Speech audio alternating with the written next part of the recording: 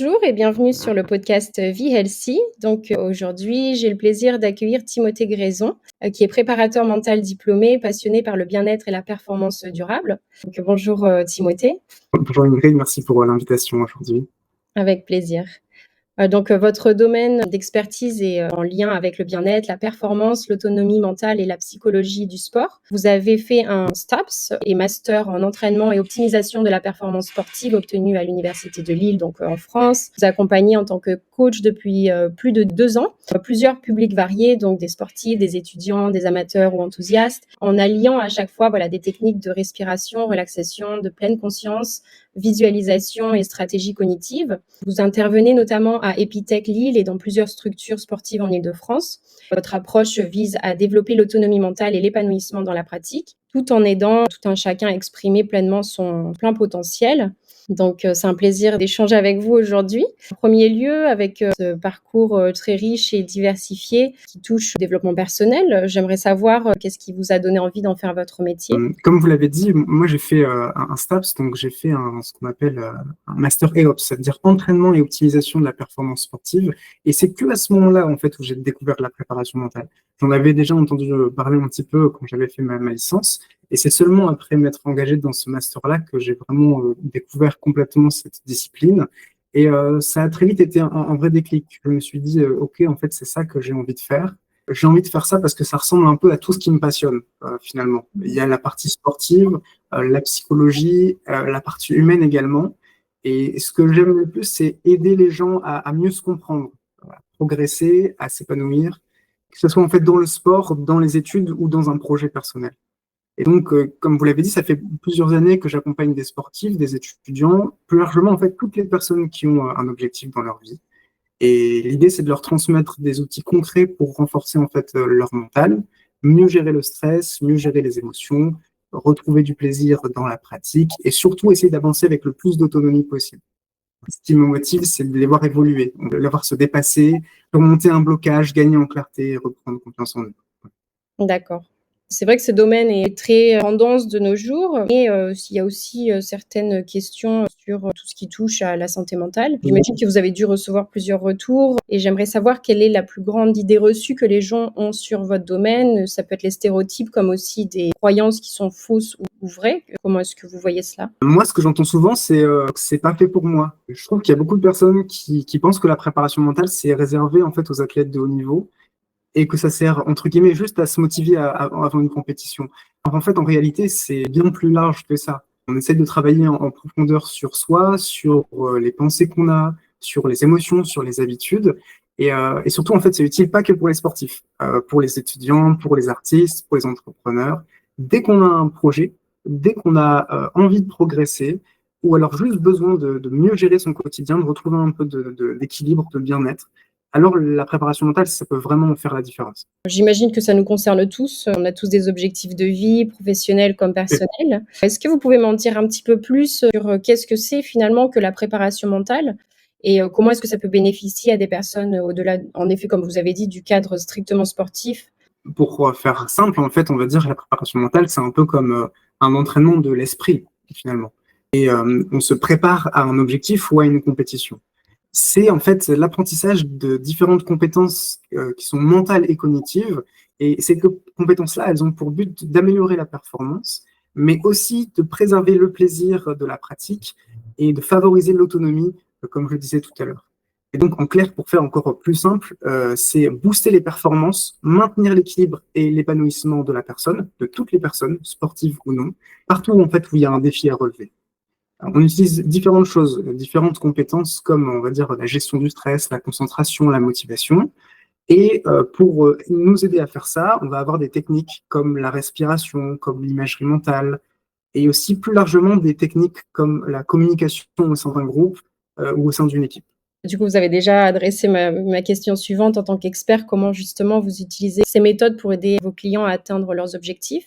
Peut-être que vous pouvez nous en dire plus sur l'autonomie mentale. Comment est-ce que ça se traduit exactement ou comment est-ce que une personne peut la développer à travers toutes ces techniques? L'autonomie mentale, c'est être capable justement de préparer sa compétition, son objectif par soi-même. On va dire que c'est faire face par soi-même. Et donc, c'est vraiment à l'opposé de le fait de dépendre d'un coach, d'un proche ou d'un contexte qui va être favorable. On essaie de s'éloigner de ça pour se sentir bien.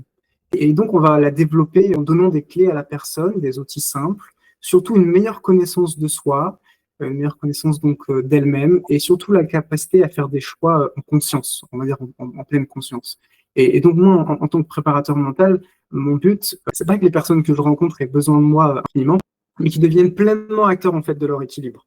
Ça prend toujours forcément un petit peu de temps, et donc des outils simples, une meilleure connaissance de soi et faire des choix en conscience. Voilà. Et parmi les personnes du coup que vous avez suivies, est-ce que vous avez des exemples concrets de retour d'expérience et vous avez pu voir des premiers petits changements qu'une personne peut faire dès les débuts pour renforcer justement son bien-être mental et physique? Oui, oui, en effet, j'en ai plusieurs. Avant de pouvoir vous donner un exemple, le préambule que je peux donner respecte la confidentialité qu'on a dans les entretiens. C'est-à-dire que, en fait, la personne de mon exemple, je lui ai demandé en amont si elle était d'accord pour que je puisse transmettre ces informations dans ce podcast. Sinon, tout le reste, c'est complètement confidentiel. Et donc, c'est important de garder cette éthique dans la préparation mentale. Et donc, aujourd'hui, oui, je voulais vous parler d'un étudiant que j'avais rencontré qui était très stressé, surtout par les prises de parole en public et les examens. Et donc, au début, il avait plutôt tendance à se bloquer et peut-être à perdre ses moyens dans ces moments-là. Et donc, on a travaillé ensemble sur la respiration, sur la visualisation, la revalorisation aussi de ses compétences. Au bout de quelques semaines, il s'est senti plus en confiance, plus calme et a même commencé à prendre la parole plus spontanément. Donc, en fait, c'était pour moi beau à voir parce qu'au-delà de la réussite académique, il y avait aussi un sentiment de mieux se sentir dans la vie en fait au quotidien. Et donc, c'était aussi un vrai progrès à ce niveau-là. Est-ce que parmi vos séances, c'est personnalisé à la personne? C'est-à-dire, si une personne requiert, par exemple, une session par semaine, une session par mois, comment est-ce que sur la durée, vous organisez vos sessions? En fait, c'est complètement individualisé.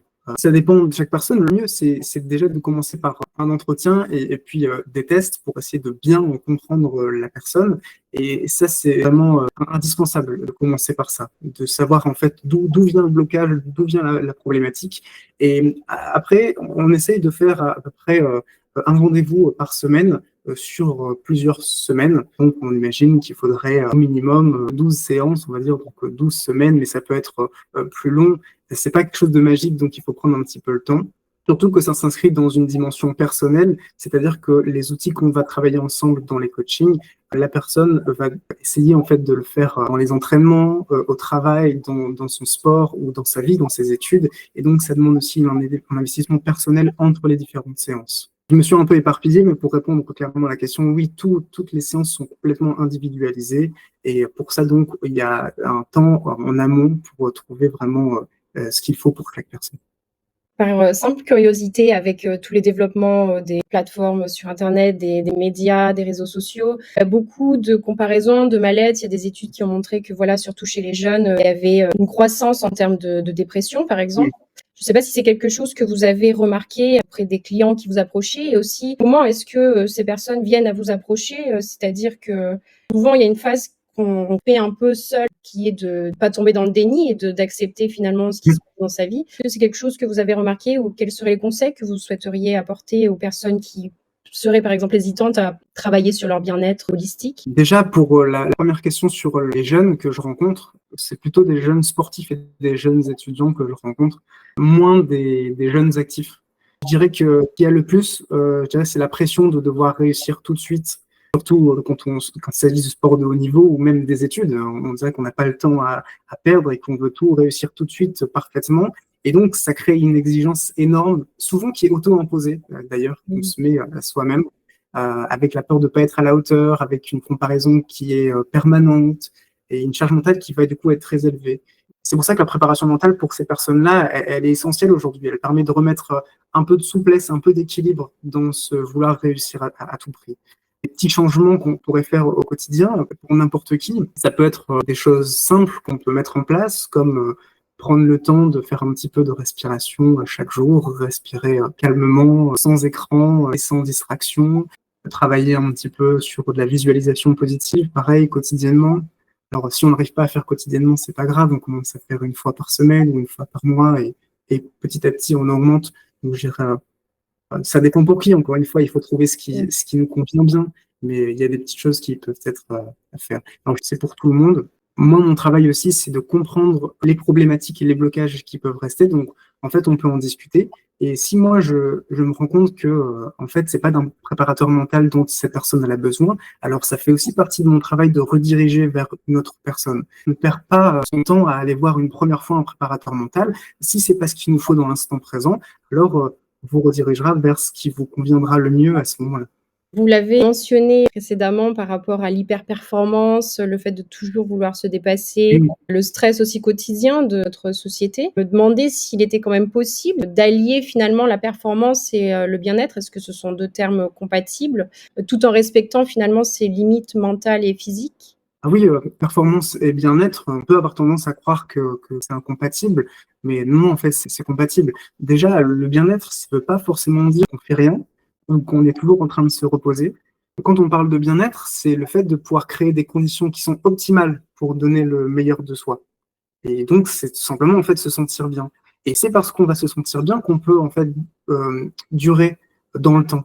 On peut aussi rebondir après un échec grâce à ça et continuer de rester motivé. Donc non, aujourd'hui, on sait que performance et bien-être, ça se complète, ça va ensemble. Finalement, oui, vous aidez les personnes à atteindre leurs objectifs, leurs performances, tout en alliant bien-être et plaisir et performance aussi, En atteindre, effet. des objectifs. Vous travaillez aussi sur la gestion du stress, des émotions et de la motivation avec les personnes que vous accompagnez. Comment est-ce que Mhm. vous jonglez sur ces différents territoires qui, par exemple, d'un côté atteindre ses objectifs, améliorer sa performance et d'un autre, c'est plus gérer les maux ou les vices un peu plus négatifs, liés au stress Mhm. ou au mal-être ou, peut-être la confiance en soi?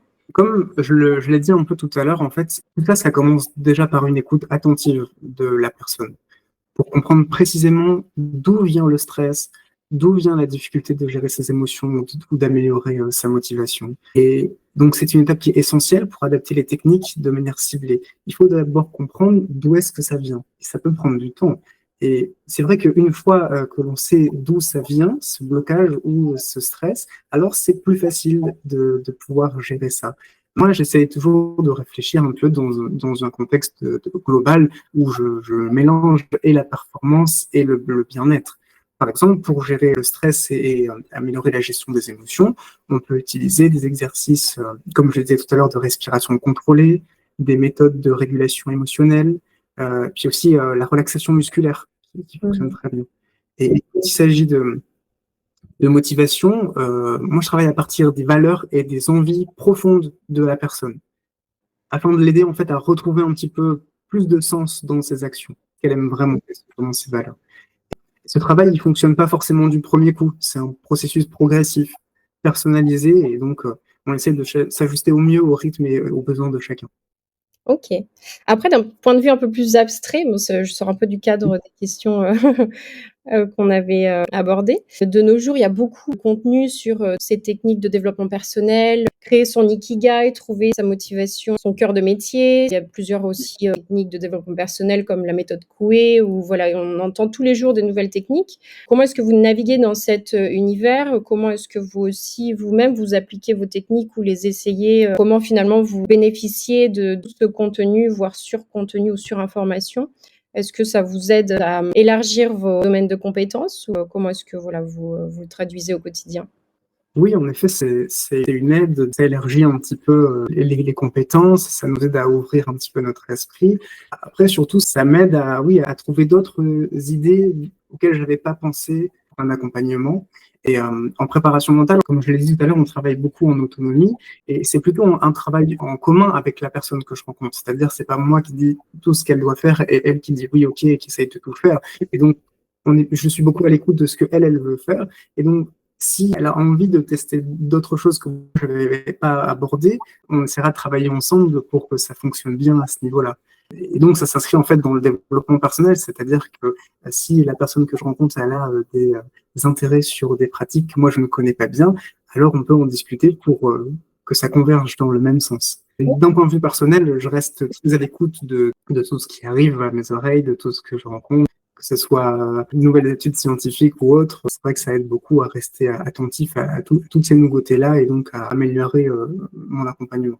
Est-ce que vous avez quelque chose à ajouter ou une remarque particulière? Je voulais rappeler que la préparation mentale, c'est pas de la magie, que c'est un chemin avec des petits pas réguliers, que ça prend du temps et qu'il faut se laisser aussi le temps de faire son parcours, mais qu'au final, il y a de grandes chances pour que ça vous aide. Peut-être pas à tous les moments de la vie, mais il y a peut-être un moment en fait dans sa vie où on aura besoin de cet accompagnement-là ou juste d'un moment de parole et d'écoute. Je voulais finir par dire que voilà mon intention en fait dans ma pratique, c'est de vous accompagner pour que vous puissiez en fait à votre rythme cultiver l'autonomie mentale, retrouver du plaisir dans la pratique et aussi surtout s'épanouir pleinement, que ce soit dans le sport, dans les études ou dans la vie quotidienne. Merci beaucoup, Timothée. C'est un plaisir, d'échanger avec vous et on peut trouver votre profil et prendre directement rendez-vous avec vous sur, VLC. Je vous remercie encore pour toutes ces informations.